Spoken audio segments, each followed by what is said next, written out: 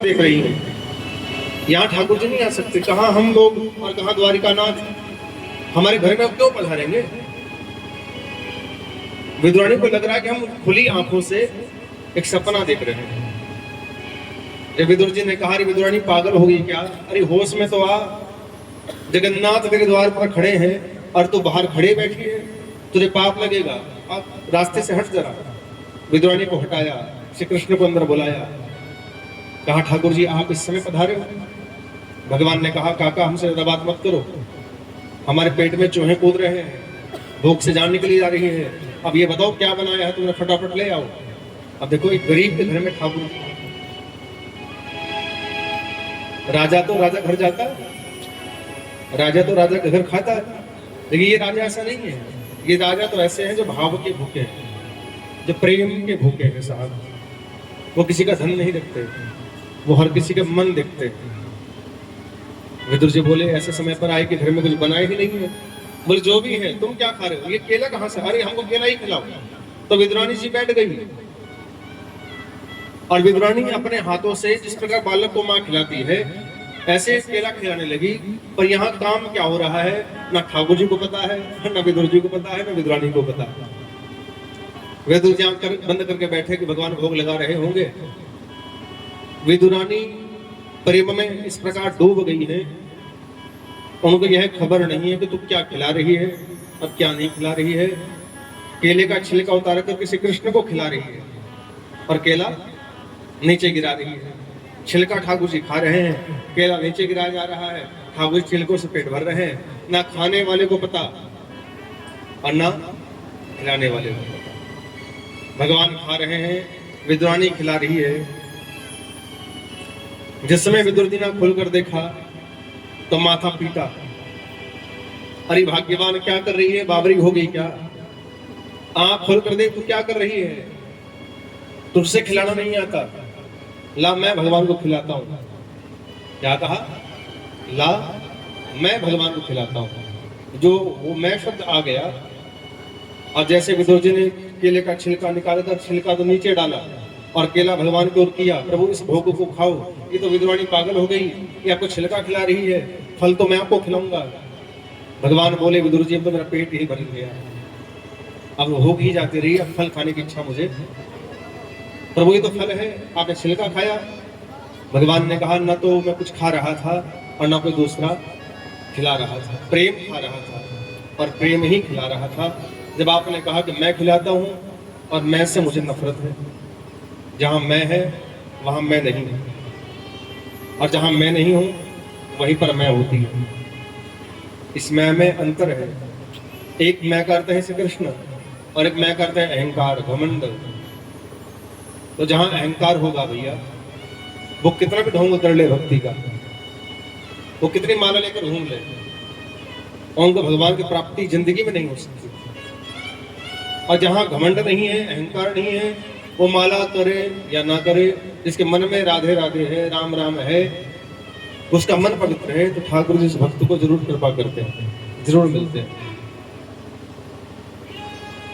उनको पाने का मंत्र एक मंत्र है, मालूम क्या? गाओगे मेरे साथ? उनको बुलाने का मंत्र एक है, राधे राधे बोल श्याम आएंगे, आएंगे श्याम आएंगे। कौन सा मंत्र है बताओ जरा? राधे राधे। जो पिछले वाले भी हैं वो सब गाना मिलकर के।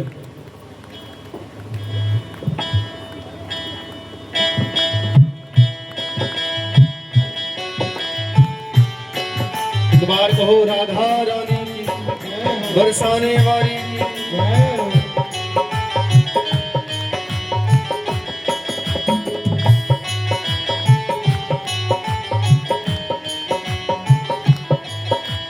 राधे राधे बोल श्याम आएंगे, आएंगे श्याम आएंगे।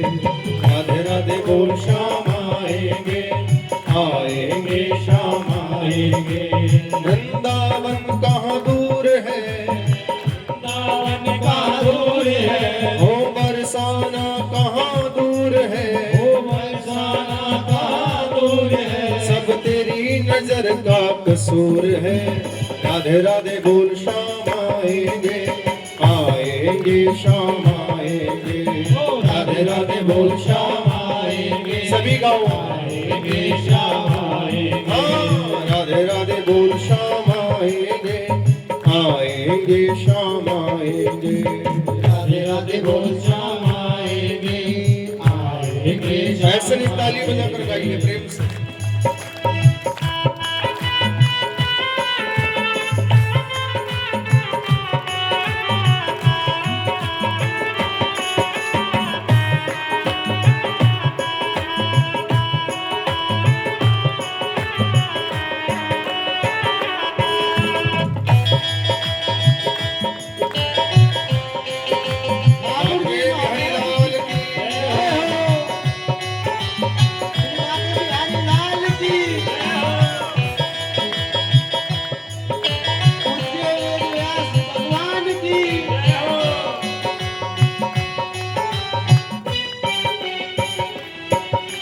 निकलेगा तेरी भक्ति का परिणाम, तेरे घर भी आएंगे घनश्याम।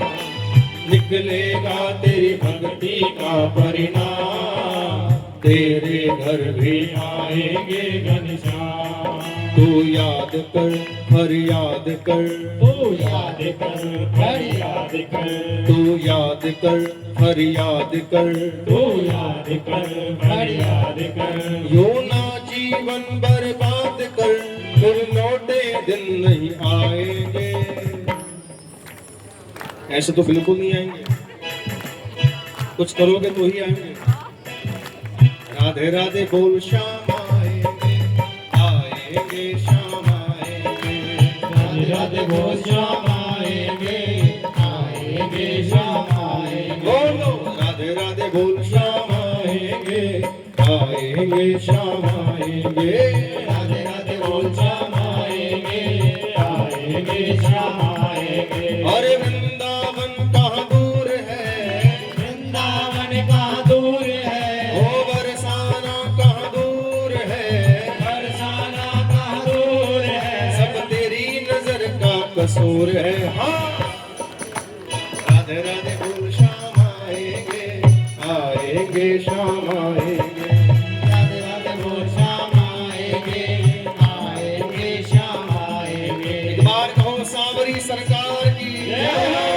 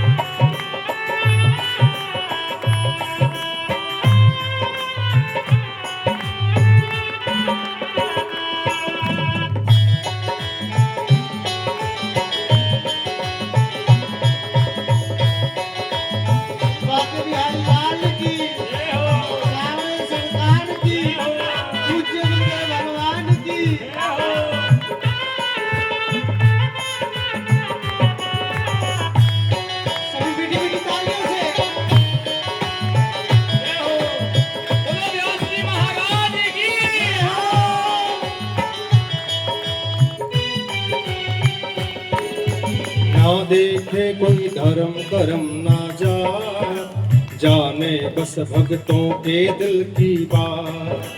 ना देखे कोई धर्म कर्म और जाने बस भक्तों के दिल की बात। बस जान ले पहचान ले, बस जान ले पहचान ले, बस जान ले पहचान ले, बस जान ले पहचान ले। एक बार तू अपना मान ले, वो आकर गले लगाएंगे। वो किसी का जात नहीं देखते, वो किसी की बात नहीं देखते, वो मन देखते हैं केवल। हम क्या हैं उन्हें मतलब नहीं, हम क्या कर रहे हैं उन्हें मतलब नहीं। राधे राधे बोल श्याम आएंगे, आएंगे श्याम आएंगे। ओ राधे राधे बोल श्याम आएंगे, आएंगे श्याम आएंगे। बरसाना कहाँ दूर है, बरसाना कहाँ दूर है। ओ वृंदावन कहाँ दूर है, वृंदावन कहाँ दूर है। कसूर है। राधे राधे बोल बोल बोल, राधे राधे बोल। श्याम आएंगे आएंगे, श्याम आएंगे। राधे राधे बोल, श्याम आएंगे आएंगे, श्याम आएंगे। जय बिहारी जी की जय हो। पीछे जो मजदूर बैठे जोरों से जय हो।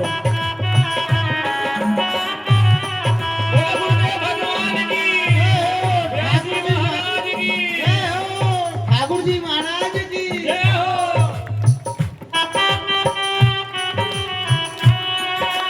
ऐसे नहीं, दोनों हाथ खोल कर।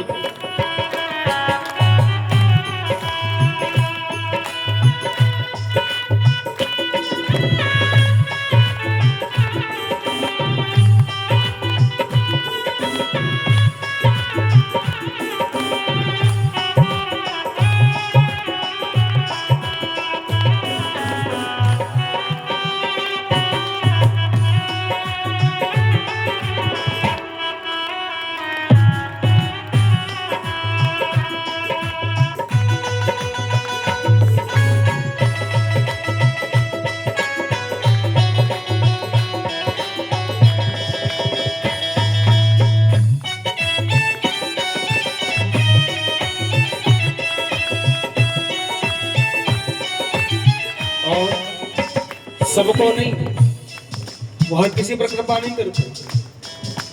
लाखों में किसी एक को चुनते हैं, अंदर की हर बात को सुनते हैं।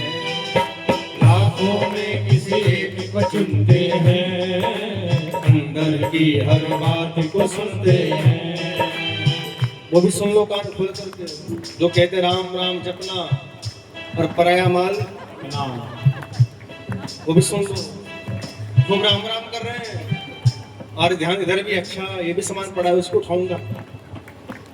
राम राम जप रहे, पराया माल अंदर कर रहे हैं। तो याद रखना, लाखों में किसी एक को चुनते हैं, अंदर की हर बात को सुनते हैं। लाखों में किसी एक को चुनते हैं, अंदर की हर बात को सुनते हैं। बस जान ले पहचान ले, बस जान ले पहचान ले, बस जान ले पहचान ले, बस जान ले पहचान ले। उनको अपना तो मान ले, उनको अपना तो मान ले, फिर वो भी तुझे अपनाएंगे। राधे राधे बोल बोल बोल, राधे राधे बोल बोल बोल, राधे राधे बोल। श्याम आएंगे आएंगे, श्याम आएंगे। मस्ती में बोलिए ठाकुर जी को भाव से, श्याम आएंगे। राधे राधे बोल, श्याम आएंगे आएंगे आएंगे। राधे राधे बोल, श्याम आएंगे आएंगे, श्याम आएंगे। गुरुनाम बिहारी लाल की जय हो। ठाकुर जी महाराज की, सरकार की, पूज्य गुरुदेव भगवान की तालियां।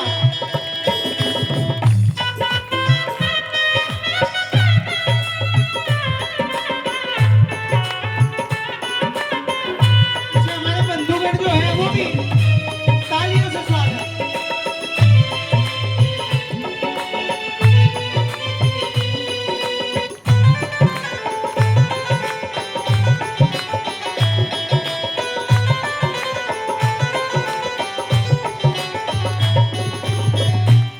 और गजब की बात क्या है, विश्वास करना इस बात पर। प्रेम के आंसू जिनके बहते हैं, उनके संग तो शाम सदा रहते हैं। प्रेम के आंसू जिनके बहते हैं, उनके संग तो शाम सदा रहते हैं। मैं भी प्यासी अरदासी हूँ, मैं भी प्यासी हूँ अरदासी हूँ, मैं प्यासी हूँ अरदासी हूँ, मैं प्यासी हूँ अरदासी हूँ। राधा की खासम खास हूँ, राधा की खासम खास हूँ, वो देर कभी न लगाएंगे। जो राधा रानी का विशेष हो जाता है, किसका जोर तो बोलो, नाम है नरोत्तम और काम आधा कर रहे हो। जो किशोर जी के साथ हो जाता है, जो खासम खास है, कि ठाकुर जी वहां विलंब नहीं करते, देर कभी ना लगाएंगे, राधे राधे बोल श्याम आएंगे, आएंगे श्याम आएंगे, राधे राधे बोल श्याम आएंगे, आएंगे श्याम आएंगे, राधे राधे बोल श्याम आएंगे, आएंगे श्याम आएंगे, राधे राधे बोल श्याम आएंगे, आएंगे। भैया ऐसे नहीं, एक बार उठा दो हाथ ऊपर और सब मिलकर मेरे साथ कहो, राधे राधे बोल श्याम आएंगे, आएंगे श्याम आएंगे, राधे राधे बोल श्याम आएंगे, आएंगे श्याम आएंगे। वृंदावन कहाँ दूर है, वृंदावन कहाँ दूर है, ओ बरसाना कहाँ दूर है, बरसाना कहाँ दूर है, सब तेरी नजर का कसूर है, राधे राधे बोल श्याम आएंगे, आएंगे श्याम आएंगे, राधे राधे बोल श्याम आएंगे, आएंगे श्याम आएंगे, राधे राधे बोल श्याम आएंगे, श्याम आएंगे, राधे राधे बोल श्याम आएंगे, आएंगे श्याम आएंगे। बोले राधा रानी की, सांवरी सरकार की, हारे के सहारे, श्याम प्यारे, प्रेम से कहो श्री राधे। अब तो मान गए होंगे ये राधा नाम तो साधारण नहीं है। हमारे बड़े बड़े महात्मा, बड़े बड़े विद्वान, हमारे शास्त्रों में भगवान को पाने के बहुत मार्ग बताए गए, ज्ञान, योग, साधना, तपस्या, अखंड व्रत, ये सब भगवान को पाने के रास्ते हैं। पर कलियुग का जो जीव है वो चाहता है कि मुझे भगवान भी मिल जाए और करना कुछ ना पड़े, बिना करे सब मिल जाए। ये कलियुग के जीव की बात कर रहा हूं। आजकल हम लोग क्या चाहते हैं कि हमें कष्ट ना भोगना पड़े और पुण्य हमको मिल जाए। याद रखना, जिस कार्य में आपका शरीर कष्ट भोग रहा है, आप दिल से भगवान को याद कर रहे हो, भगवान आपके दुख को सहन नहीं कर पाते, लेकिन भगवान ये भी देखते हैं कि कौन सच्चे मन से कर रहा है और कौन झूठे मन से कर रहा है। वो अंधा नहीं है, वो बहरा भी नहीं है। आपने मालूम होगा, सुना होगा आपने कभी, चींटी के पैर में घुंघरू बांध दिया जाए। अब देखो चींटी कितनी सी, उसका पैर कितना सा होगा, और घुंघरू बांधने की बात कर रहे हैं। तो ठाकुर जी वह भी सुन लेते हैं। और हम लोग क्या करते हैं, हम लोग बनना तो चाहते हैं बहुत बेहतर, पर बनना नहीं चाहते, दिखना चाहते हैं। हम बनना नहीं चाहते, दिखना चाहते हैं कि हम जब कहीं जाएं तो लोग हमारा सम्मान करें, हमें पूछें, हमें करना कुछ ना पड़े। मैं कहा करता हूं अपनी कथाओं में अक्सर, वो तैरते तैरते भी डूब गए जिनको खुद पर गुमान था। वो तैरते तैरते भी डूब गए जिन्हें खुद पर गुमान था। वो डूबते डूबते भी तैर गए जिन पर ठाकुर जी मेहरबान था, जिन पर कन्हैया मेहरबान था। जिनको घमंड है, गुमान है, मैं तैरना जानता हूं, डूबता वही है। लेकिन जिन पर ठाकुर जी कृपा कर दें, जो तैरना नहीं जानते, भैया वो भी डूबता, वो पार हो जाता। इसलिए वो बने रहो कि हम जो भी कुछ करेंगे आपके लिए करेंगे। ठाकुर हमारा रास्ता के आप तक पहुंचे, प्रेम से कहो श्री राम। अब कहां तो दुर्योधन राजा है और कहां द्वारिका नाथ राजा है, और विदुर है एक सेवक। विदुर जी क्या है, सेवक है, सेवा करने वाले हैं। लेकिन भगवान ने क्या भाव दिखाया कि विदुर के घर में भाव है, प्रेम है। ठाकुर जी वहां गए हैं और विदुरानी के द्वारा छिलके खाए हैं, छिलका खाकर पेट भर लिया। भाव के बिना कुछ भी अगर आप दान करोगे तो दोगे तो स्वीकार नहीं होगा। भाव बिना जो कुछ भी देवे मैं कभी लेता नहीं, और भाव से फूल दे दे वो मुझे स्वीकार है अन्न धन वस्त्र आभूषण, कुछ ना मुझको चाहिए, एक भक्त हो जाए मेरा, यही मेरा सत्कार है। ये भगवान का वचन है, एक भक्त हो जाए मेरा, ये मेरा सत्कार है। वो पैसा नहीं दिखता, वो धन नहीं दिखता, वो वस्त्र नहीं दिखता, आभूषण नहीं दिखता, हम अंदर से उसके लिए कितना है वो ये बात दिखता है।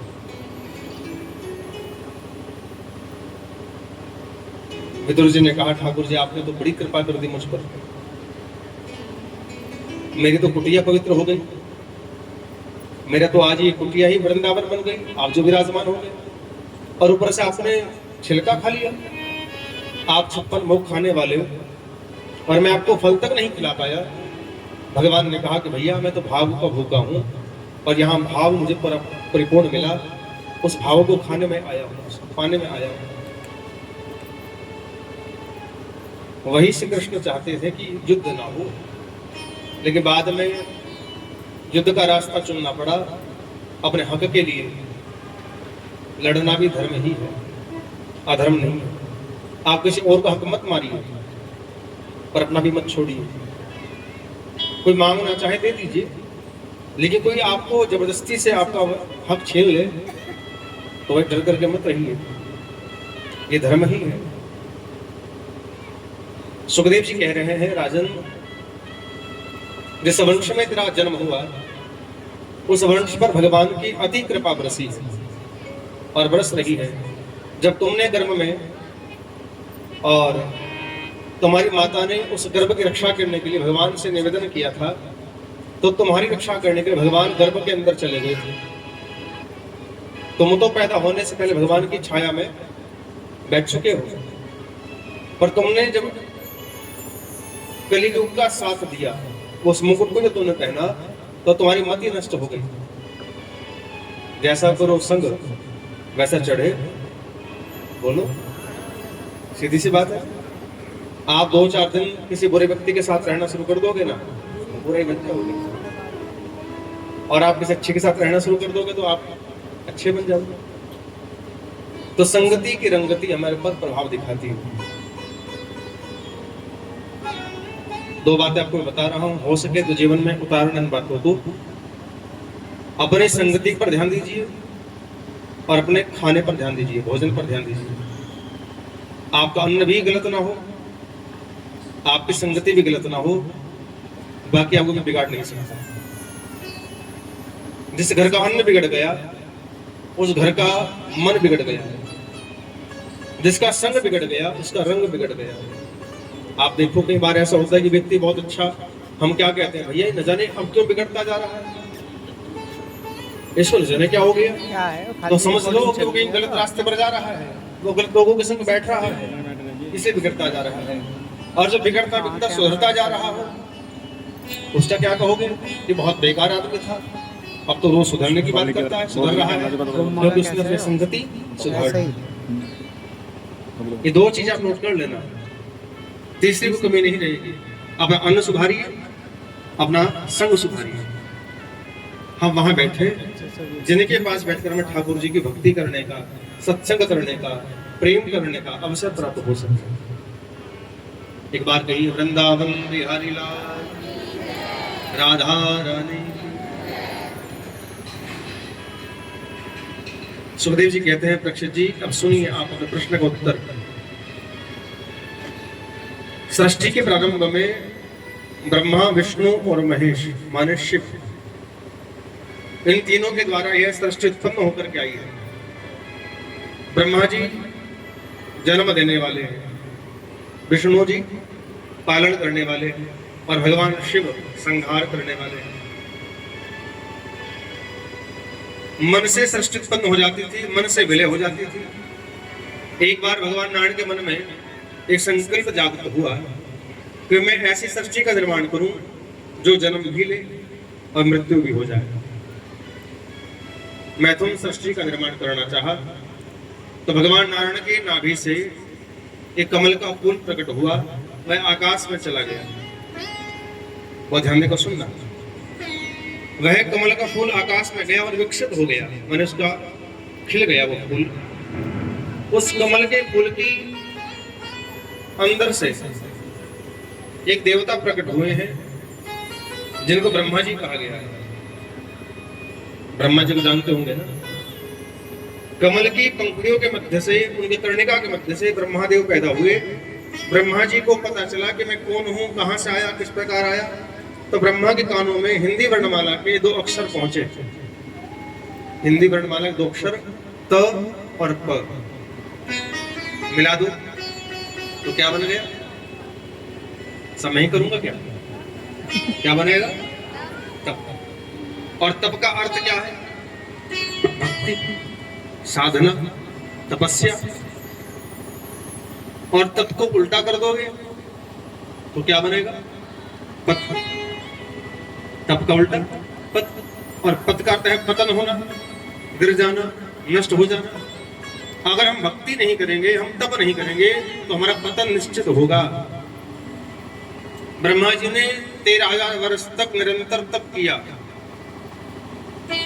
प्रणव अक्षर का जप किया। अ, उ और म तीनों को मिलाओगे तो ओम बन जाएगा। इस ओम का प्रणव रहित जप किया। ब्रह्मा जी के द्वारा वृद्धि हुई है और ब्रह्मा के शरीर के 2 भाग हो गए। एक भाग पुरुष बना, एक भाग स्त्री बन गया। नाम भी बताए गए। क्या नाम बताया? पुरुष के जो नाम है वो मनु जी महाराज है। स्त्री का जो नाम है वो शत्रुपा मैया है। मनु और शत्रुपा इस संसार में, सृष्टि में सबसे पहले स्त्री पुरुष थे। इनसे पहले कोई स्त्री पुरुष पैदा नहीं हुआ। हम सबके जो असली माता पिता हैं वो कौन है? अब भी बताना पड़ेगा क्या? ये मनु जी तो है, ये शत्रुपा मैया हमारे माता पिता है। हम सब इन्हीं के ही संतान हैं। हम सबका जन्म इन्हीं के द्वारा हुआ है। अगर ये ना हो तो आप और हम भी ना हो। उन्होंने वर्ण व्यवस्था बनाई जिसके अंदर लड़ने की ताकत थी। हर व्यक्ति का स्वभाव अलग अलग होता। एक व्यक्ति पढ़ने में बड़ा माहिर होता तो वह लड़ नहीं पाता। एक व्यक्ति का दिमाग राजनीति में चलता है, वो पढ़ नहीं पाता। एक व्यापार कमाने में लग जाता है, भैया मैं बहुत पैसा कमा सकता हूँ। एक सेवा करने में लग जाता है कि हम सेवा कर सकते हैं, बाकी कुछ नहीं कर सकते। तो यह 4 वर्ण की व्यवस्था बनाई गई। क्षत्रिय, ब्राह्मण, वैश्य और शूद्र। अब यहाँ हमारे राजनीति वालों ने इस 4 वर्णों का सब बिगाड़ दिया। हमारे मन में नफरत पैदा कर दी। शूद्र को छोटा बना दिया, ब्राह्मण को बहुत श्रेष्ठ बता दिया, क्षत्रिय को बड़ा श्रेष्ठ बता दिया। परंतु चारों ही श्रेष्ठ हैं, इनमें कोई अंतर नहीं है। ये चारों श्रेष्ठ हैं। सेवा करने वाला भी छोटा नहीं होता। हम भगवान के मंदिर जाकर के झाड़ू लगाते हैं, नहीं लगाते क्या? पोछा लगाते हैं, तो क्या हम छोटे हो गए? हमारा धर्म है वो। आप गुरुद्वारे में जाकर देखिए, मंदिर में तो बहुत कम। मंदिर में तो व्यक्ति सम्मान करता हुआ, सेवा करता हुआ सोचता है कि वो देखने ले मुझे, लोग क्या कहेंगे, फला व्यक्ति, इतना जमींदार व्यक्ति वहां पोछा लगा रहा है।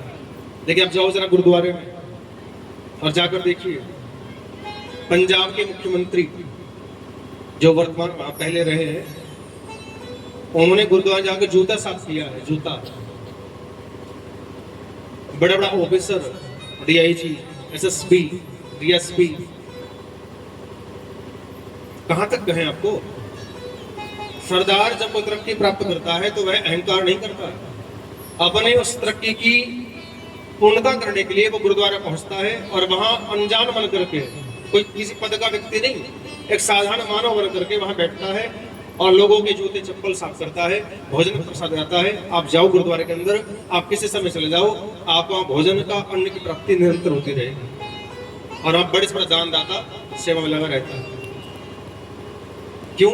सेवा करने वाला छोटा नहीं होता, सेवा करने वाला बहुत बड़ा होता है। ये हमारी सोच की बात है कि वो छोटा हम लोग मान ले, लेकिन जो खुद को बड़ा माने, दूसरों को छोटा माने, वो इंसान ठीक नहीं है।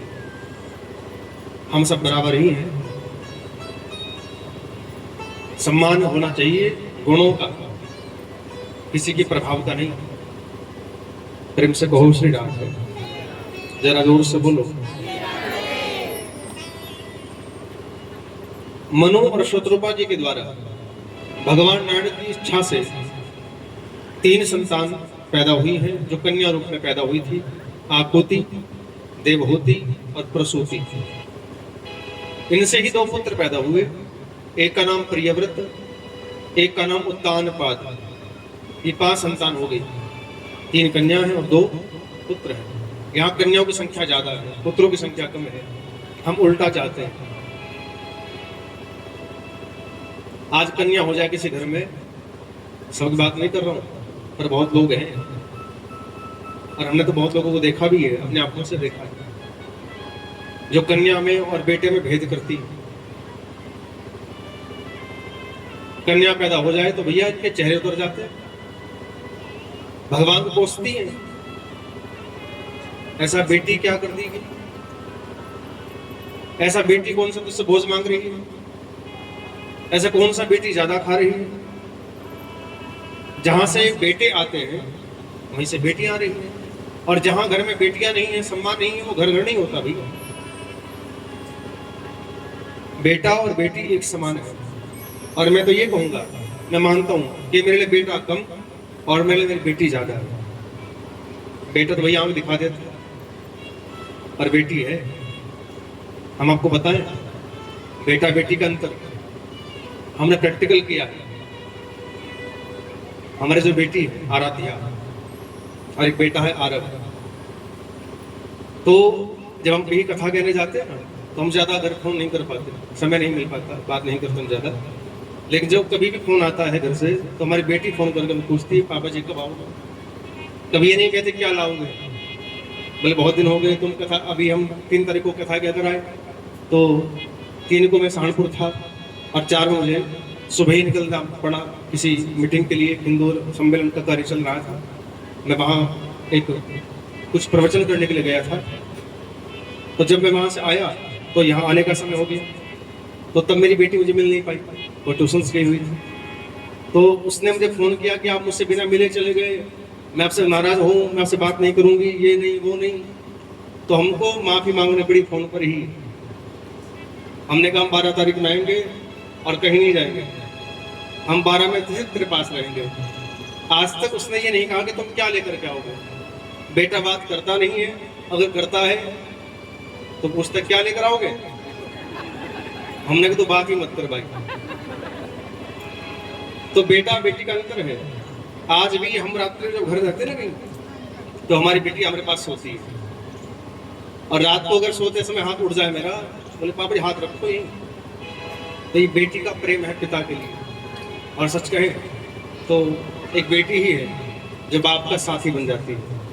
तो मैं खड़ी होकर पूछती, पिताजी को चिंता किस बात की, तकलीफ किस बात की? हर बेटा ऐसा होगा मैं ऐसे नहीं कह रहा हूँ, एक बेटे भी बहुत अच्छे होते हैं, कहीं कोई बेटा बुरा ना मान जाए, ये मुझे भूल रहा हो बैठा बैठा, बुरा नहीं मानना। पर मैं एक प्रैक्टिकल आपको बता रहा हूँ, मेरे जीवन के खुद का प्रैक्टिकल है कि मेरे घर में भी बेटा बेटी है। जब मेरे घर बेटा पैदा हुआ था तो मुझे खुशी नहीं हुई थी, सबको खुशी थी, तो मुझे तो ज्यादा नहीं थी। लेकिन जब बेटी ने जन्म लिया था, मेरे पिताजी, मेरे चाचा जी, मेरा परिवार बड़े खुश हुए थे। विजय का भाग्य बड़ा अच्छा है, हमारे घर में बेटी पहले आ गई।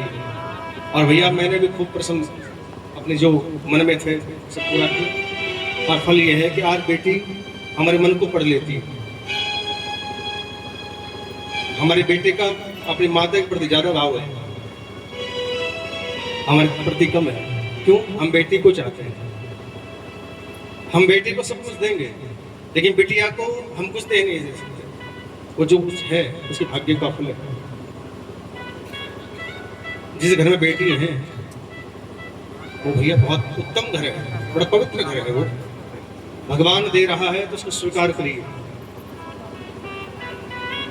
मैं तो यहाँ तक देखता हूँ साहब कि बेटी होने पर अपना घर छोड़ो, जो बराबर का पड़ोसी है वह भी उदास हो जाता है। अब पूछा भाई तू क्यों उदास हो रहा है? भाई पड़ोस में बेटी होगी, तेरे घर में कौन सी हो गई?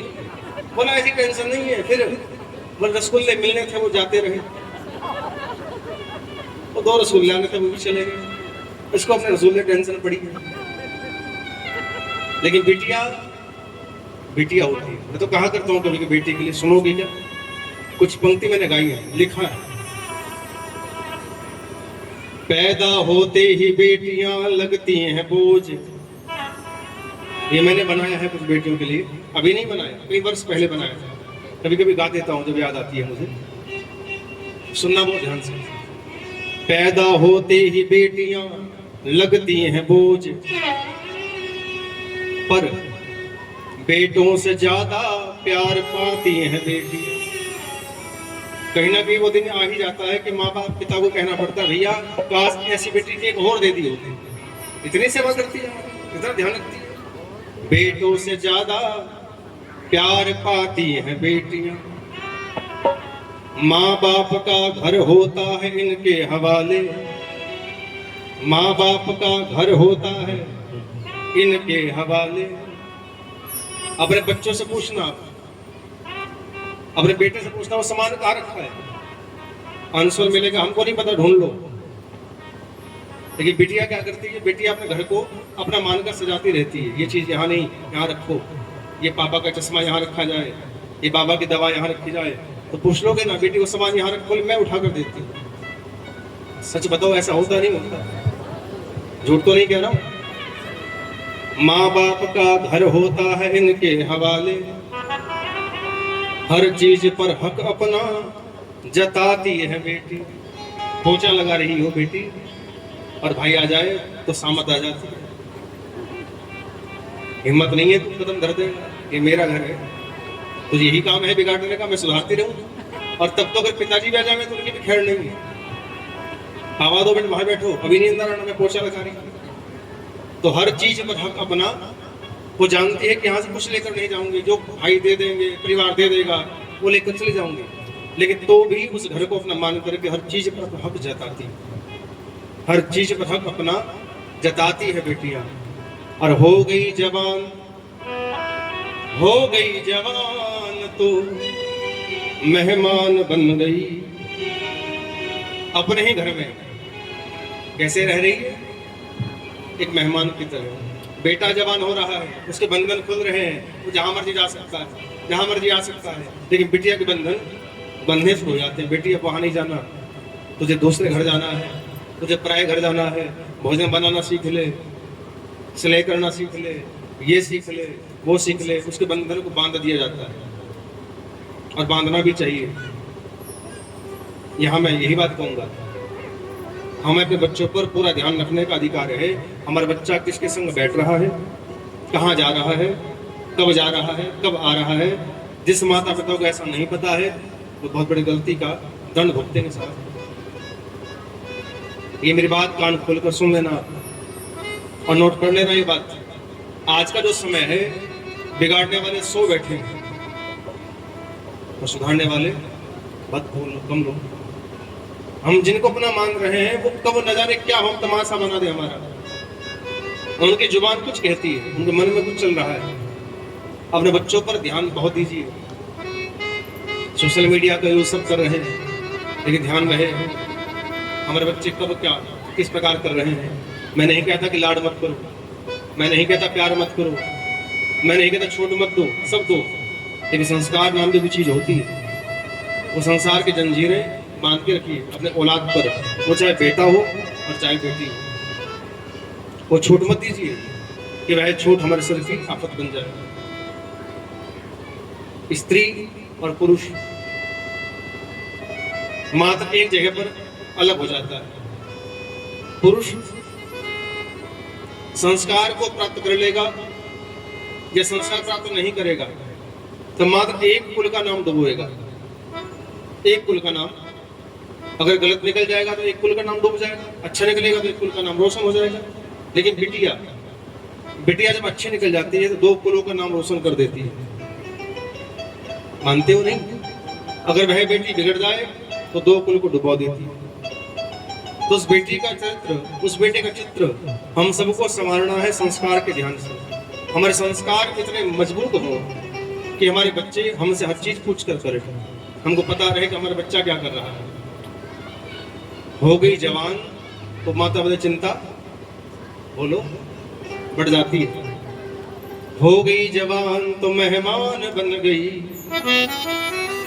रिश्तों के बंधन से बंध जाती हैं बेटियां, रिश्तों के बंधन से बंध जाती हैं बेटियां। और अपनी तुम्हारी बात क्या कहूं विजयकांत, अपनी तुम्हारी बात क्या कहूं विजयकांत। शहंशाहों के सर को झुका देती है बेटी, राजाओं के सर को झुका देती है बेटी। आया समझ में? कैसा लगा? ये बेटियों के लिए लिखा था मैंने। बेटियां वो धन है जो हर किसी के नसीब में। सौभाग्यशाली है वो बाबा जो बेटी के सुख को प्राप्त कर रहा है।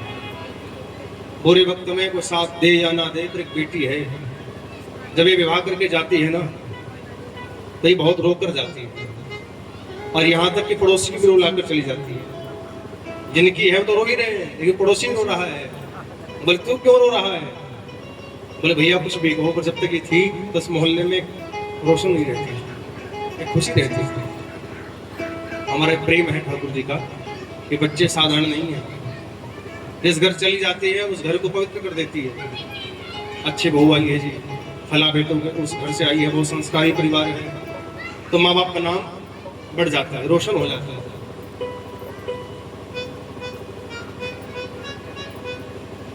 जब जाती है विदा होकर के बाप से गले लगकर रोती है, भाई से गले लगकर रोती है, कौन लड़ेगा तेरे साथ, अब कहाँ दिखाऊंगी इस प्यार को। माँ बाप को कहकर जाती है अब यहाँ तुम्हारा ख्याल रखने वाला नहीं है कोई, पिताजी अब दवा तुमको समय पर लेनी पड़ेगी, देने नहीं आऊंगी। और जहां घर गई उस घर में रहकर चिंता वहां की भी करनी और दिन चिंता अपने घर की भी करनी। हम देखते हैं कभी कभी हम किसी के पास जाते हैं मिलने के लिए, तो कई कहते हैं, कोई बेटियां ऐसी हैं जो हमसे मिलती हैं, कहती हैं आचार्य जी हमें इतनी अपने पति की चिंता नहीं है जितनी हमें अपने भाई की चिंता है। हमने कहा शादी होकर आ गई तो यहाँ भी चिंता करो, वरना घर तो घर ही है, ये भी मेरा घर है वो भी मेरा घर है। तो देखो कि बेटियां अपने कंधों पर दो कुल का भार लेकर जी रही है। इसलिए बेटियां साधारण नहीं होती, बेटियां तो ये राधा रानी का रूप होती, सरकार होती है, अनंत है उसकी कृपा। 3 कन्याओं को पाकर के मनुष्य जी ने बहुत सुंदर उत्सव मनाया। प्रसन्न होकर कह रहे हैं कि मुझ पर पितरों की बड़ी कृपा हुई जो मेरे घर में एक नहीं 3 कन्याओं ने जन्म लिया। अब इन 3 कन्याओं को मैं संस्कारी बनाऊंगा और इनको किसी अच्छे घर में विवाहित करूंगा। 2 पुत्र पैदा हुए, उनको भी संस्कार दिया मनु जी महाराज ने। आकोती नाम की बड़ी कन्या थी, इनका विवाह कराया रुचि ऋषि के साथ, जिनका नाम है रुचि। और जो दूसरी कन्या थी जिनका नाम है देवहूति, इनका विवाह हुआ है कर्दम ऋषि के साथ। कौन से ऋषि? कर्दम। तीसरी कन्या थी परसूति, इनका विवाह हुआ है दक्ष के साथ। ये वही दक्ष हैं जो शंकर जी के ससुर हैं, पहले वाले। शंकर के 2 ससुर है ना, उनके 2 विवाह हुए हैं। तो पहले तो दक्ष थे और दूसरे हिमाचल। प्रेम से बहुत सी रात। इन तीनों कन्याओं के द्वारा भगवान के 24 अवतारों में से अवतार हुए। जो पहली कन्या है इनके द्वारा भगवान ने यज्ञ अवतार ग्रहण किया, जो हम स्वाहा करते हैं घर बैठ करके आहुति देते हैं, इसका नाम है यज्ञ नारायण अवतार। बोलिए यज्ञ नारायण भगवान की जय हो। यज्ञ करने से क्या होता है? यज्ञ करने से वातावरण पवित्र हो जाता है, प्रकृति प्रसन्न हो जाती है। 5 तत्व भूमि, अग्नि, गगन, वायु, आकाश, ये सब जो है तत्व, ये आपके यज्ञ करने से, आहुति देने से आप पर कृपा कर देते हैं। वायु सुगंध को सोख लेती है, अग्नि सोख लेती है, जल सोख लेता है, तो आपकी आहुति 5 तत्वों में परिवर्तित हो जाती है। हर घर में यज्ञ होना चाहिए, महीने में, सप्ताह में यज्ञ किया करो। जहाँ यज्ञ होता है वहाँ पर कोई बुरी आत्माएं, कोई कष्ट, कोई किया कराया असर नहीं रखता। जहाँ यज्ञ नहीं होता वहाँ तरह तरह की मुसीबतें आना शुरू हो जाती है। यज्ञ करना चाहिए। 2 प्रकार के यज्ञ हैं, एक है आहुति यज्ञ, एक है ज्ञान यज्ञ। अभी आप जो यज्ञ देख रहे हो इसका नाम है ज्ञान यज्ञ। आप यहाँ ज्ञान की आहुति ले रहे हो और ज्ञान की आहुति दे रहे हो। जब इस कथा का विश्राम होगा तो हम फिर करेंगे आहुति यज्ञ, भगवान का नाम लेकर के आहुति मंत्र के द्वारा यज्ञ करेंगे। आकुति के गर्भ से 9 कन्याएं जन्म लेकर के आई। कितनी कन्या? 9, जिनको नवधा भक्ति कहा गया। नवधा करते हैं 9 प्रकार की भक्ति। श्रवणम कीर्तनम विष्णु, स्मरणम पाद सेवनम, अर्चनम वंदनम दास्य, सख्य आत्मनिवेदनम। ये 9 भक्ति। इन 9 भक्ति में से कोई एक भक्ति आप सुनोगे, एक भी भक्ति, तो वह आपका मिलन भगवान से करा देगा। ये नहीं कि 9 के 9 पकड़ लो। 9 पकड़ सको तो बहुत अच्छी बात है, पर पता चला ना 9 पकड़ी गई ना 1 पकड़ी गई, बीच में मझधार में लटके रहे, 9 पर जा सके ना नीचे आ सके। तो बेहतर यह कोई 1 पकड़ लो, या तो सुनना सीख लो। श्रवणम, क्या करो? बोलो, सुनो। किसको सुनो? चुगली को, पड़ोसी की बुराई को। फिर राम के, भगवान की कथा को सुनो। सुन करके क्या करना है? कीर्तनम। हम जो बार बार गा रहे हैं, आपको बार बार कह रहे हैं भैया आप भी गाओ, तो ये कीर्तन है। मैं भी गा रहा हूँ और आपसे द्वारा गवा रहा हूँ। जो पुण्य मेरे गाने से है वो पुण्य आपके गाने से भी तो है। मेरे गाने से मेरा मन पवित्र हो रहा है और आपके गाने से आपका मन पवित्र हो रहा है। और जहां तक हम सबकी ध्वनि जा रही है वहां तक का वातावरण राममय हो रहा है, कृष्णमय हो रहा है। फिर है स्मरणम। जब अभी ये कथा सुन ले तो कथा सुन करके पल्ला में झाड़ा करो। कथा सुनी, उठे, ले महाराज जी तुम्हारी बात है, तुम तक ही रहे बस, हमारे घर ना पहुंचे। 2 कथा होती है, आप देख लो कौन से वाले हो। एक है पल्ला जोड़ कथा, एक है पल्ला झाड़ कथा। एक तो यह है कि इस बात को हम पल्ले से बांध लेंगे। पहली माताएं कहा करते इस बात को पल्ले से बांध ले, अपने पल्ले में बांध ले, बात मेरी बोलती नहीं बोलती थी। जब कोई बहू गलत काम करती थी, सास कहती ऐसा सुन ले कान खोल के, हालांकि बहू इस बात को पल्ले में बांध ले मेरी। आज के बाद मैं कर दिया ऐसा, तो पल्ले में बांधने मतलब क्या था? सावधान कर रही है, ये बहुत जरूरी बात है। तो ये कथा भी जरूरी है, इसको पल्ले से बांध लीजिए। हम क्या सुन रहे हैं? और जो उठकर पल्ला झाड़ देता है तो समझो भैया कुछ लेकर नहीं जाता। वह तो प्रसाद लेने आया था, लेकर चला गया। प्रेम से कहो श्री राधे। एक कथा मुझे याद आ रही है। एक माता की थी, तुम में से नहीं थी, कोई तुम बुरा मत मानना, तुम्हारी बुराई नहीं करूंगा, तुमसे मुझे बहुत मतलब है। अभी तुम्हारी बुराई करके मुझे कहाँ मरना है क्या? कोई और माता की थी, कोई और कथावाचक थे, मैं भी नहीं था। तो कहीं कथा हो रही थी, वो महाराज जी कथा कह रहे थे। अब कथा बार बार वो कह रहे हैं कि गाओ भजन, तो सब गावे। एक माता सबसे आगे बैठी थी, वो ना गावे। अब कथावाचक की आदत बड़ी खराब होती है, वो हर किसी को देखते हैं कि कौन हमें कथाओं किस भाव से सुन रहा है, और जहां उनको लगता है कि भाव है तो वहीं से अपने आकर्षण को खींचना शुरू कर देता है।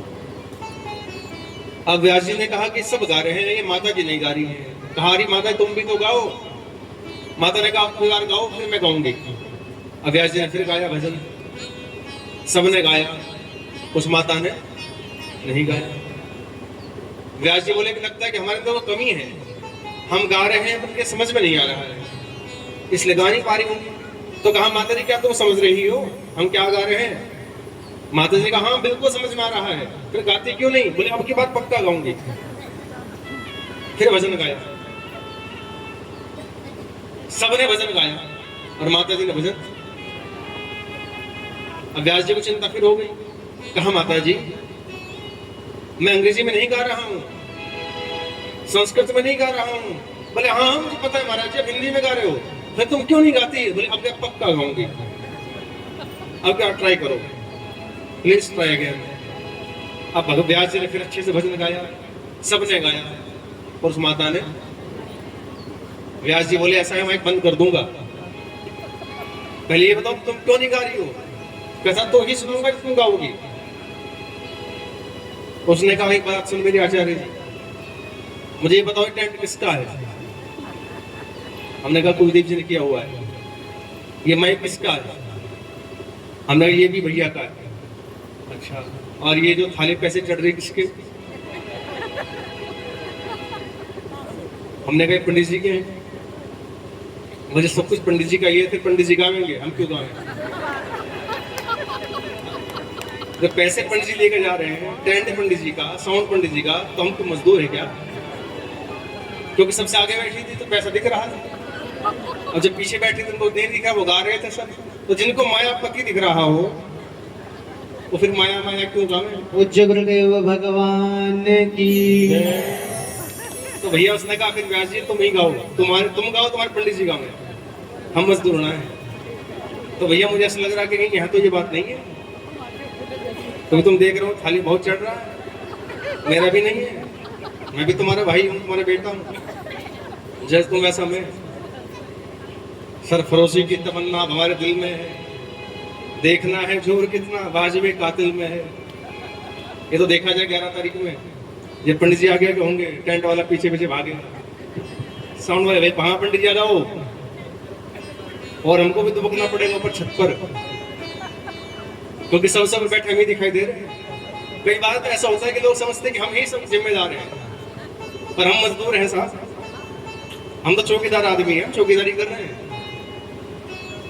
लेकिन लगता है लोगों हाँ ये भी वैसे सोच। एक जगह भरतपुर में हम कथा कर राजस्थान में, हम भरतपुर कथा कहने गए, तो वहाँ टेंट वाला भैया बार बार हमको बुला गया, मर्ज पैसे दे देते। हमने कभी तो उसको हमने कौन सा बुलाया? वो बोला आप ही तो विशेष हो, मेन आदमी हो इस कथा के। हमने कहा भैया जैसा तू मजदूर ऐसा हम मजदूर, हमको भी नोट किया है, हमको बुलाया गया है कथा गाने के लिए। बोला अच्छा, मैं सोचा तुम सबसे ऊपर बैठो। तो भैया ये बैठना भी मुझे बड़ी भारी पड़ जाता है। मैं यहाँ बैठा हूँ तख्त पर नहीं, गार्डों के ताज पर। नजर कौन क्या देख ले, क्या समझ ले, पता चला लिया पंडित जी ने देना पड़े विजयकांत को। परम पूज्य गुरुदेव भगवान की। प्रेम से कहो श्री राधे, जोर दे बोलो। हंसना भी जरूरी है, नहीं हंसोगे फिर क्या खून फूकोगे क्या? आजकल वैसे लोग बड़ा डिस्टर्ब रहते हैं, किसी को माइग्रेन, किसी को डिस्पेशन, कोई खामा खा, कोई बिना बात के रो रहा है। मैं तुझे क्या टेंशन, बट समय मन नहीं लग रहा था, सोचा रो ही लूं बैठ करके। तो भैया खुश रहो, प्रसन्न रहो, और बाकी भर की मस्ती में मस्त रहो। वेद व्यास भगवान की जय हो। श्री बाके बिहारी लाल की। मुझे चढ़ गया राधा रंग रंग, मुझे चढ़ गया राधा रंग, चढ़ गया राधा रंग रंग, मुझे चढ़ गया राधा रंग, मुझे चढ़ गया राधा रंग रंग, मुझे चढ़ गया राधा रंग, मुझे चढ़ गया राधा सब गाइए, मुझे चढ़ गया राधा रंग, श्री राधा नाम का रंग, श्री राधा नाम का रंग, श्री राधा नाम का रंग, मुझे चढ़ गया राधा रंग रंग, चढ़ गया रंग, चढ़ गया राधा रंग रंग, मुझे चढ़ गया राधा, हाँ मुझे चढ़ गया राधा रंग रंग, चढ़ गया राधा रंग, मुझे चढ़ गया राधा रंग रंग, मुझे चढ़ गया राधा रंग। जिस पर चढ़ गया हो समस्ते में ताली बजाकर गाइए।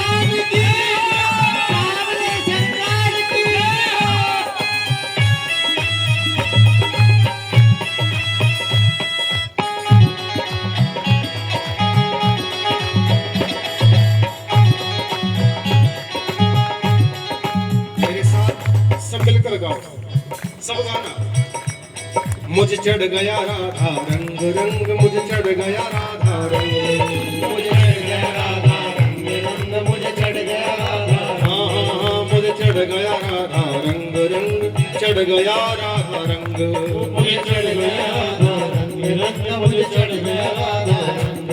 श्री राधा नाम का रंग, श्री राधा नाम का रंग, श्री श्याम रंग का रंग, श्री श्याम राम का रंग। ओ चढ़ गया राधा रंग रंग, मुझे चढ़ गया राधा रंग, मुझे चढ़ गया राधा रंग रंग, मुझे चढ़ गया राधा रंग। ऐसी कृपा बरसाई है, ऐसी कृपा बरसाई है, ऐसी कृपा बरसाई है, ऐसी कृपा बरसाई है। मुझे नाम की मस्ती छाई है, मुझे नाम की मस्ती छाई है, मुझे नाम की मस्ती छाई है, मुझे नाम की मस्ती छाई है। मैं झूम रहा हूँ मस्ती में, मैं झूम रहा हूँ मस्ती में, मैं झूम रहा हूँ मस्ती में, मैं झूम रहा हूँ मस्ती में। ओ राधा नाम की बस्ती में, राधा नाम की बस्ती में, ओ राधा नाम की बस्ती में, राधा नाम की बस्ती में। अब करो न कोई तंग,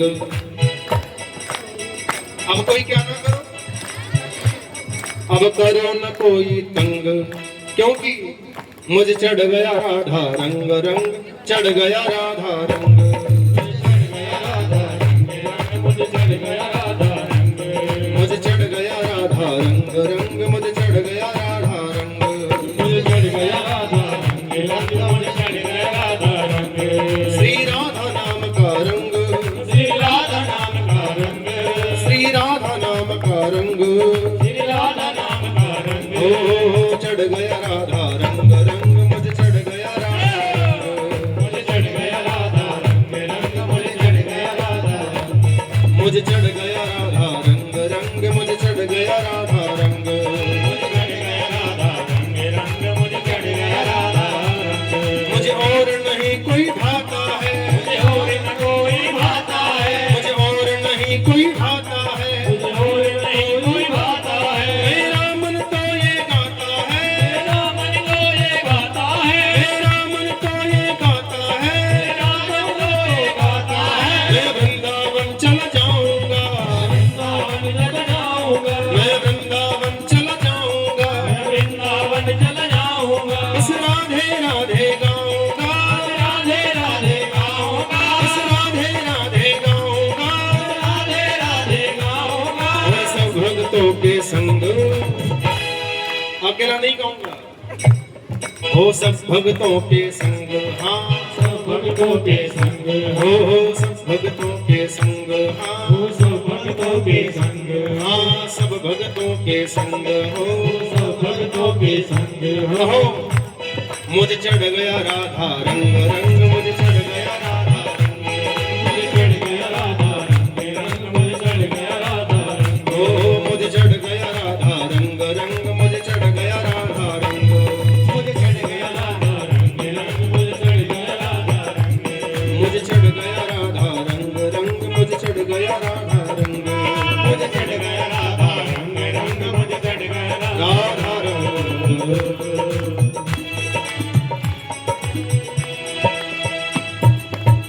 पूज्य गुरुदेव भगवान की जय, सावरे सरकार की जय, राधा रानी सरकार की जय। जय श्री राधे। प्रेम से कहो श्री राधे। श्री राधे। ये रंग जो तुम गा रहे थे कि चढ़ गया, इसको उतरने मत देना। पता चला कि हाँ तो गा रहे हो चढ़ गया, और जैसे आरती की उतर गया, तो कोई फायदा नहीं होगा। यह रंग तो चढ़ा रहना चाहिए। कथा के बाद भी लगे कि हमने भागवत सुनी है। भैया एक बात कहें, मानोगे? बोलो, मानोगे? भागवत केवल कथा नहीं है, भागवत एक दर्पण है, भागवत एक शीशा है। हमको ये भागवत वो दिखाती है जो हम हैं, और शीशा को दिखा रहा है तेरे चेहरे पर धूल है, और तुम शीशे को फोड़ दो तो क्या धूल साफ हो जाएगी? क्योंकि शीशे की करामात है सच्चाई दिखाना। तो कथा भी एक ऐसा दर्पण है, ऐसा शीशा है कि हमारे अंदर जब कोई कमी होती है ना, तो हमको लगता है कि व्यास जी हमको ही सुना रहे हैं, परंतु हम किसी को नहीं सुनाते, हम तो सच कहते हैं केवल। और वो सच जाकर के किस गहराई में जाकर लग जाए हमको पता नहीं। कई बार ऐसा होता है कि हम लोग कुछ कहते हैं, सोच सामने वाला सोच हमको सुना रहे हैं शायद, पर हम किसी की ना अच्छाई जानते हैं ना बुराई जानते हैं। हम तो मन की बात कह रहे हैं, भागवत की बात कह रहे हैं, और भागवत शीशा है। आपके अंदर जो गुण होंगे आपको वही दिखाई देगा। दोष भागवत जी में नहीं है, दोष हमारे अंदर है। अगर दोष है तो निकाल कर फेंकिए उस दोष को, तो यह भागवत आपको मीठी लगेगी, प्रेम भाव की लगेगी। लेकिन जब तक हमारे अंदर बुराई होंगी, अब मदिरा पीने वाला व्यक्ति भागवत सुने और हम कहें कि मदिरा पीना पाप है, तो वह चिढ़ जाएगा, अरे छोड़। क्यों?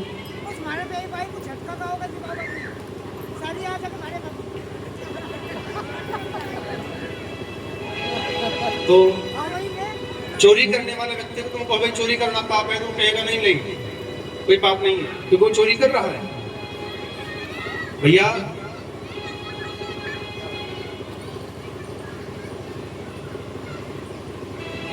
भागवत हमको सिखा रही है कि हम जो हमारे अंदर कमियां हैं उनको निकाल कर फेंक सके। जब तक गलत कर रहे हो वो आगे ना किया जाए, इसका नाम है भागवत। और भक्ति बड़े बड़ों को सुधार देती है, भगवान बड़े बड़ों को झुका देता है। जो जीवन भर नहीं कहता था कि हम राम नहीं मानते, हम भगवान नहीं मानते, ऐसा वक्त भी आ जाता है कि वह राम को राम कहना शुरू कर देता है। वक्त जब आता है तो बड़ों को ठीक कर देता है।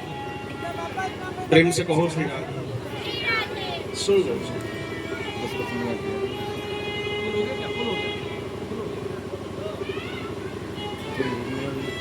बोले वृंदावन बिहारी लाल राधा रानी सरकार की जय। तो जो 9 भक्ति मैंने आपको बताई है, इनमें से कोई भी स्वीकार कर लेना। भगवान से कोई संबंध बना लो। हम बहुत संबंध बनाते हैं, माहिर है संबंध बनाने में। जिसको धन देख लिया उसको अपना रिश्तेदार बना लिया, जो काम का लगा उसको अपना बना लिया।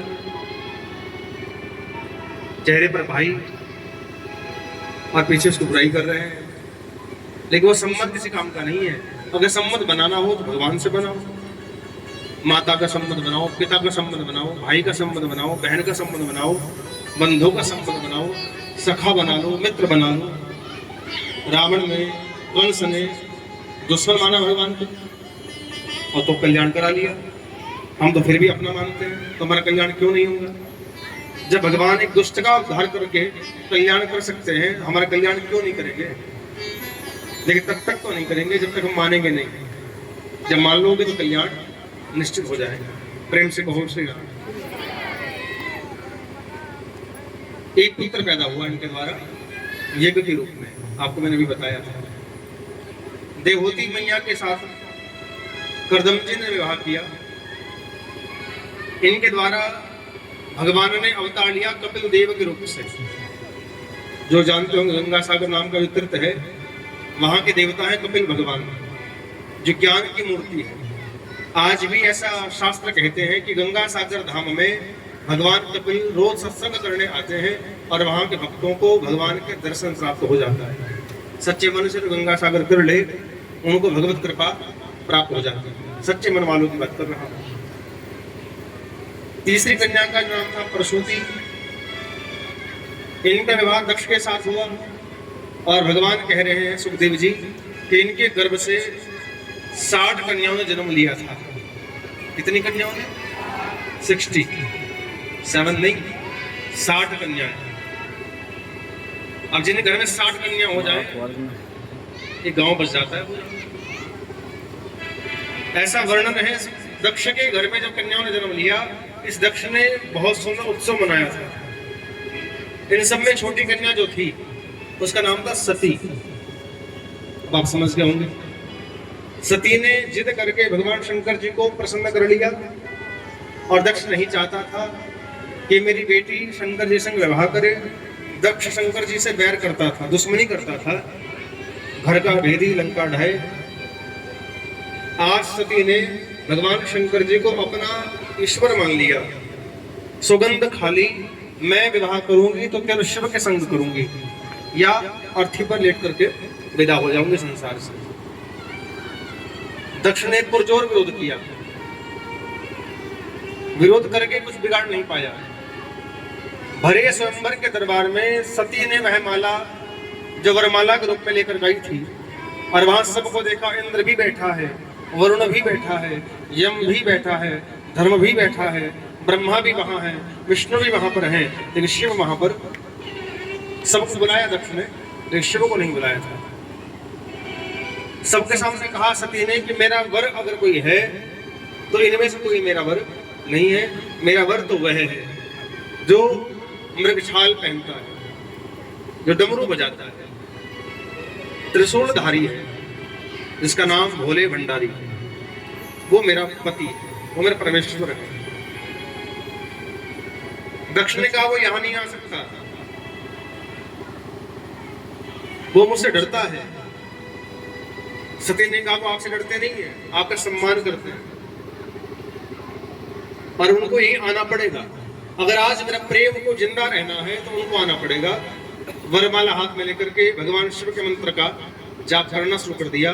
भगवान शंकर का सबसे प्रिय मंत्र है, एक सबसे विशेष मंत्र है, नमः शिवाय। इससे बड़ा विशेष मंत्र कोई नहीं है। एक अनपढ़ व्यक्ति इस मंत्र को ले सकता है, पढ़ सकता है आसानी से। मंत्र बहुत सारे हैं, परंतु ये मंत्र ऐसा है जिसको हर व्यक्ति बोल सकता है, नमः शिवाय, ओम नमः, आसानी से है। इस मंत्र को सुनकर भगवान प्रसन्न हो जाते हैं, बड़े प्रसन्न हो जाते हैं। भगवती जगदम्बा ने उस मंत्र का जाप करना शुरू किया, और भरे दरबार में, भरे स्वयंवर में जब बड़ा विलंब हो गया, शंकर जी नहीं आए, तो सती को क्रोध आ गया। मैं बुला रही हूं, तुम सुन नहीं रहे हो, मेरी लाज जा रही है। तो क्रोध में आकर वो माला आकाश की तरफ फेंक दी। अगर आप मेरे पति नहीं बन सकते तो यह सती किसी की पत्नी नहीं बनेगी। मैं जीवन भर इस शरीर को नष्ट कर दूंगी, पर किसी का वर्ण नहीं करूंगी। जब माला फेंकी आकाश में, तो प्रेम की परीक्षा पूरी करने के भगवान को वहां पर आना पड़ा। वही माला पहनकर भगवान शंकर जी वहां प्रकट हो गए। बोले भोले बाबा, कैलाश बिहारी लाल। कैलाश को छोड़कर शंकर जी कहां पहुंच गए? कनखल की भूमि पर। वह माला पहन करके सती को अपनी पत्नी धारण कर लिया। दक्ष ने नहीं चाहा कि मैं कन्यादान करूं, तो भी कन्यादान करना पड़ा, लेकर चले गए। कुछ समय बीता। अब शास्त्र कहता है कि भैया माता पिता के लक्षण औलाद में नजर आते ही आते हैं। वो जितना मर्जी सुधरने का प्रयास करें, लेकिन माँ बाप के संस्कार कहीं ना कहीं छलक जाते हैं। सती के अंदर एक जीत, सबसे बड़ी चीज थी जिद। ये जिद्दी बहुत थी, और कभी कभी जिद्दी व्यक्ति भारी नुकसान उठा लेते हैं। एक समय की कथा आई है, अगर पूरी कथा जाननी है तो शिव पुराण में लिखी है। यहाँ भागवत में आपको मैंने बताया था, थोड़ी थोड़ी कथा सबकी आती है। अभी हम जो कथा सुन रहे हैं वो शिव कथा है। किसकी कथा है? शिव जी। जिस समय राम जी ने वन वन घूम करके सीता की खोज की,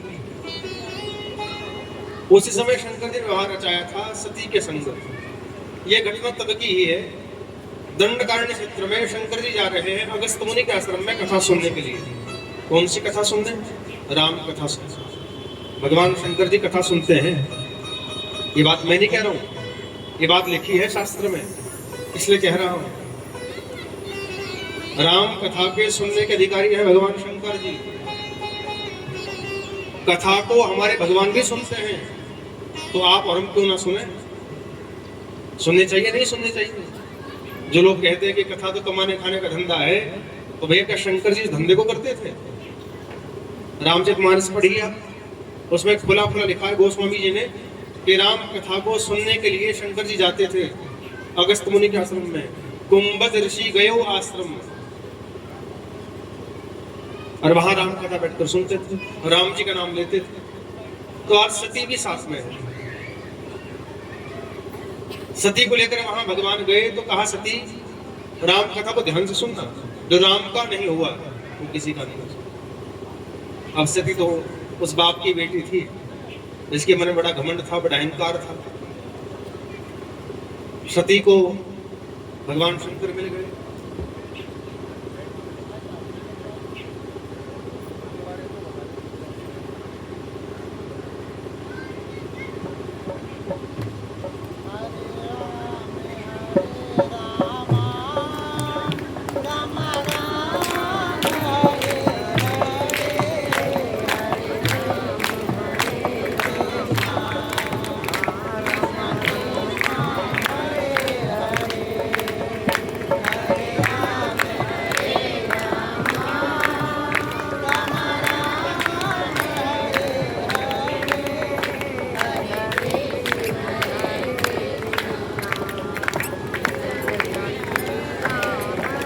बोले वृंदावन बिहारी लाल शंकर भगवान की। तो सती ने वहां घमंड में अहंकार में बैठ करके सोचा कि मैं इतनी बड़ी महारानी शंकर जी की अर्धांगिनी और ये महात्मा जी बैठे चौकी सजा करके हमें बिठाया नीचे, ये इतने बड़े महात्मा है। अब सोचने वाली की बात है, शंकर जी बैठे उनको चिंता नहीं है, क्योंकि शंकर जी जानते हैं कि कथा सुनने वाले का जो आसन है वो धरती पर ही है, और कथा कहने वाला चाहे छोटा बालक ही होना हो वो चौकी पर बैठता है। हम जब घर में कथा कराते हैं तो भगवान को कहाँ बिठाते हैं? चौकी पर। आज उल्टा होता है, आज का जमाना बदल गया। हम देखते हैं कई बार किसी वीडियो वगैरह में, हम शादी वादी में जाते नहीं है ज्यादा, लेकिन हम देखते हैं वीडियो कोई आ जाती है विवाह शादी की, तो वहां देखा कि वहां सोफे पर तो बैठे हैं दुल्हा दुल्हन और भगवान का आसन नीचे बैठा है, पंडित जी नीचे बैठकर मंत्र पढ़ रहे हैं। उसमें दोस्त ब्राह्मण का भी है, उसमें दोस्त कराने वाले का भी है। भगवान से बड़ा कोई नहीं होता। भगवान का आसन हमारे यहाँ होना चाहिए। अगर यहाँ नहीं हो सकता तो यहाँ तो कम से कम रखिए, जहां से हमारा कंठ भगवान को देख सके, आंखें भगवान की चेहरे को देख सके, यहाँ तक आसन रखिए। लेकिन आप ऐसे बैठे और भगवान यहाँ बैठे तो पाप लगेगा, बिल्कुल पाप लगेगा। पूजा करने के नियम होते हैं, जिना बिना किसी नियम के पूजा करोगे तो कोई लाभ देने वाली नहीं है। आप मंदिर जा रहे हो, दिया बाती कर रहे हो, कैसे कर रहे हो, ये विशेष ध्यान रखिए। कई माताएं ऐसी हैं जो शंकर जी पर जाती हैं और शंकर जो शिवलिंग बना हुआ ना, उस पर दूध चढ़ाया, दही चढ़ाई, गंगाजल चढ़ाया, चीनी चढ़ाई। चढ़ाना तो बहुत अच्छी बात, लेकिन चिपका देती हैं, चिपका चढ़ाती नहीं, ऐसे उठाएंगे चिपका देंगे शंकर जी के मुंह पर, ये खा। अंदर गणेश जी बैठे हैं, गणेश जी के चेहरे पर पूरा चंदन भी कहाँ, बोल यहाँ से लेकर यहाँ तक का चंदन लगा दिया, ऐसे रगड़ दिया पूरा, ले दूसरे नंबर नहीं आने देती। रुक जा, अभी मैं दिया बत्ती कर दूं, और उठा धूपबत्ती का पत्ता, पूरा बत्ती भी नहीं, पूरा पत्ता जलाया और झूं झूं कर करके ले, तुम स्वामी अंतर्यामी, तुम जग के स्वामी, और जलाकर ऐसे धर दिया शिव जी की चुंडे पे, उस शिवलिंग पे धर दी ऊपर ही। वो अपनी भावना में कर रही है, अच्छा कर रही है, भावना पवित्र है, लेकिन कर क्या रही है? क्या भगवान किसी ने आपकी आरती करके आपके यहाँ सिर पर धरी धूपबत्ती? मैं देखता हूँ शिवलिंग की दुर्दशा ऐसी, शिवलिंग की ऐसी दुर्दशा कर दी महाराज, क्या आपको कहें, चींटियां आ जाती हैं। आप दूध चढ़ाओ, दही चढ़ाओ, घी चढ़ाओ, जो मर्जी आप चढ़ाओ, पर ध्यान रखो उसको चढ़ा करके शुद्ध जल भी चढ़ा दिया करो, ताकि वहां चींटियां ना आए, हम उसको साफ करके जाएं। हमारे बाद जो आ रहा है उसको छोड़ दीजिए, लेकिन लोग उल्टा बोलते हैं, महाराज जी वो तो करके गई, वो मर रही है, तू भी मरेगी क्या? एक भैंस जा रही है नहर में, क्या तू भी चले पीछे चलेगी? अगर हम किसी को समझाने की बात कर रहे हैं तो संभाल लेना चाहिए। भगवान के दिया बाती जलाओ, लेकिन भगवान के सम्मुख मत रखिए, उनसे थोड़ा सा दूर करके रखिए। स्टैंड बने होंगे, कोई थाली रखी होगी या नीचे धरती पर उसको आप रख दीजिए, लेकिन शंकर जी धूपबत्ती जला करके वही शिवलिंग के ऊपर न टेका करो। वो चीनी भगवान को दिखाओ, किसी गरीब को, किसी ब्राह्मण को दे दो। वो वहां चींटियां खा रही हैं, और चीनी चढ़ाने से चींटियां भगवान के शिवलिंग को खंडित करती है ना, उसका पाप का भागी कौन बनेगा? वही व्यक्ति बनेगा जो चींटियां उनको बुला रहा है। हम शंकर जी पूजा करने नहीं गए, हम आज चींटियों को भंडारा देने के लिए चले गए। आ जाओ, सबका भंडारा चीनी मैंने चिपका दी, अब तुम शंकर जी चढ़ जाओ ऊपर शंकर जी के। भगवान भी कहेंगे कहाँ बुरे फंस गया महाराज, प्रेम से कहो श्री राज। तो पूजा करते वक्त नियम भी आप जरूर आजमाया करो। किसी भी कार्य से ऐसा नहीं करना चाहिए हमारे उस कर्म से हमको पूजा पाठ के कारण पाप मिले। आप मंदिर गए पुण्य कमाने के लिए, आप पाप कमा कर आ गए। देखो भैया, आपको बढ़िया बढ़िया भजन सुना कर रखे, वो पैसे लूटने वाले भजन मुझे भी आते हैं, पैसा लूटना मुझे भी आता है, परंतु धन कमा करके मैं उसको क्या मुंह दिखाऊंगा। मैं आपको खुश करने नहीं आया। नरोत्तमपुर में पहली बार आया हूं, दोबारा आने की इच्छा नहीं है, कोई लालच नहीं है कि कोई हमको बुलाए, कि हमारा काम है पानी की तरह, पानी बहता रहता है, हम टिकना नहीं चाहते। भाग्य में इस गांव का अन्न होगा तो दोबारा भी आ जा सकता है, और भाग्य में नहीं होगा तो क्यों आएंगे। हम लोग आज से पहले भी इस गांव के निकट बहुत घूमकर चले गए, काकड़ा में कथा की, क्षेत्र में कथा की, लेकिन हम क्यों नहीं आए? क्योंकि यहाँ भाग्य में अन्न का भाव नहीं था, और जब अन्न का भाव बना तो ठाकुर जी ने भेज दिया। किसी को बुलाने से कोई नहीं आता, जो आ रहा है, जो रह रहा है, जो खा रहा है, विधि के विधान ने बहुत पहले उसको लिख दिया। ये उसके हाथ में है, आपको हमारे हाथ में नहीं है। ना हम कहीं जा सकते हैं, ना बुला सकते हैं। जहां पर जाना है, जितना जाना है, जितना दिन रहना है, जितना खाना है, वो सब निर्धारित है। और किसके द्वारा पुण्य मिलेगा, किसको लाभ मिलेगा, किसको नुकसान मिलेगा, वो सब भी पहले से ही। यहाँ भैया हम किसी को जानते नहीं थे, पहली बार रुपेश जी मिले, फिर हमें डॉक्टर साहब मिले, कल पुलिस भैया जी मिले, और पुलिस जी ने कल पूरा सहयोग अपना दिया। आज शायद वो ड्यूटी पर होंगे, लेकिन हमारे डॉक्टर साहब अपना काम छोड़ करके देखो विराजमान है, आपके प्रसाद तैयारी कर रहे हैं, खाओगे तुम, लगा रहे हैं, तो ये सेवा कर रहे हैं। तो यहाँ हर कोई अपनी सेवा दे रहा है, और सबको अपने पुण्य का फल मिलेगा। लेकिन जो कथा सुनकर भी न सुधरे, उनको क्या पुण्य मिलेगा? आजकल आपको कथा के बीच में आपसे दान मांगने वाले बहुत सारे हैं। मैं देखता हूँ आस्था चैनल, संस्कार चैनल पर 3 घंटे की भागवत और 3 घंटे में 300 बार दान, यहाँ दो वहां दो। कथा नाम की चीज नहीं। ये सौभाग्य है आपका कि आपको कथा मिल रही है। मैं बहुत प्रयास करता हूँ व्यासपीठ बैठ करके कि मैं कथा ही सुनाऊं, मैं उधर की चर्चा ना करूं ज्यादा, और इसलिए लोग मुझे बुलाते हैं, क्योंकि मैं सास बहू की कथा नहीं कहता, मैं भगवान की कथा सुनाता हूं, इसलिए लोग बुलाते हैं। 22 तारीख से 24 तारीख से 24 फरवरी से जब हमारी भागवत सानपुर में होने जा रही है, ये कथा पिछले साल ही उन्होंने मुझे बुक करा दी थी। उस मंदिर में 6 साल से लगातार कथा होती थी, हम नहीं करते थे, कोई और करता था। जब वहां पिछले वर्ष हम कथा कहने गए तो मैंने पूछा कि भैया कितने साल से कथा सुन रहे हो? वो बोले गुरुजी इस बार 6ठा साल है, 5 साल पहले सुन चुके।